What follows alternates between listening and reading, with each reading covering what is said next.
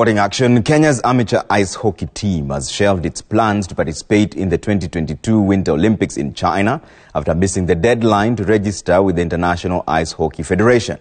So the team, known as the Kenya Ice Lions, is however considering taking part in the 2026 Olympics in Italy. As Ndong tells us more about the sport that has witnessed steady growth since its inception in Kenya less than a decade ago.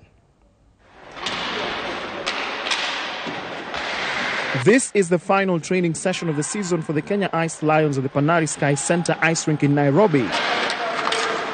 The team is preparing for an invitational training camp in China. The players and coaching staff will receive technical advice from coaches from the hosts of the next edition of the Winter Olympics. The team captain feels the sport has made giant strides in the past few years. In our local team now, we started around 3 of us, but right now we are around close to 27 senior players. Then we have 22 youth players. In 2019, Kenya has managed to host several international events with invited teams from established ice hockey playing nations such as Canada, the United States and Europe.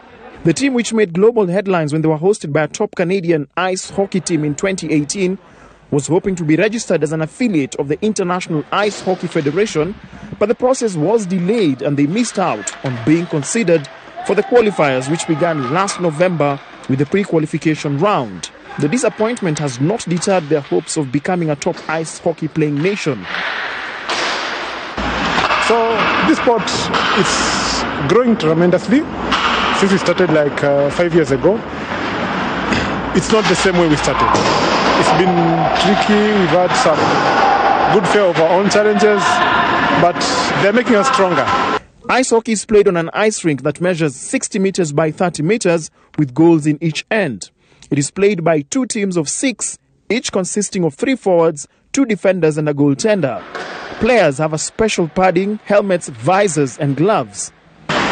Normally, the game is supposed to have 6 aside, but because of the size of our ice rink, we play 3 aside. We play 4 aside, 1 goalie and 3 players. Players from opposing sides attempt to score in their opponent's goal and prevent them from doing the same. The sport has similarities with field hockey, but differs in terms of playing surface, clothing and rules. Basic ice hockey gear costs an average of 16,000 Kenya shillings, and the game can only be played on an ice rink. We have some donations from the US and Canada and Europe coming in for youth, and it also helps with our fundraising. So we also need a bit of money, and we're getting some of that from corporate sponsors now, and this will really take the game to the next level. The International Ice Hockey Federation recognizes Algeria, Morocco and South Africa as member associations in the continent, with Kenya itching to be part of the fray. The main challenge that I'd say I face as an individual, it's really being able to constantly remind myself that we are still in our infancy stage and that there's a strong future ahead of us. Because right now where we are, I feel like we can't be able to compete against other countries, other teams, but we can't be able to do that by paying out of our pockets.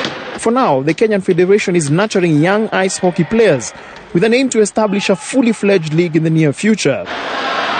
Ndong for Citizen TV.